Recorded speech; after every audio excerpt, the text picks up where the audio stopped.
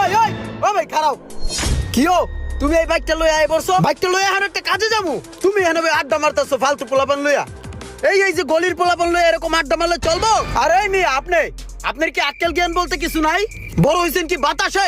এই সমস্ত বাদাম মে পোলাপানের লগে চললে জীবনে কিছু করতে পারবেন না মিয়া। দেখতে তো ভদ্র ফ্যামিলির পোলাপান মনে হয়। যা কাম করেন গা মিয়া, কামে লাগবো। আর ভাই তোমার একটা কথা কয়ে দিতেছি, নেক্সট টাইম আমার অনুমতি ছাড়া কোনো কিছু ধরবে না আমার। গাড়ির চাবি দাও। আরে তুমি চোখের সামনে কোন সরাও। দোয়া বাইকটা রাইন না কি করে ধুইছে?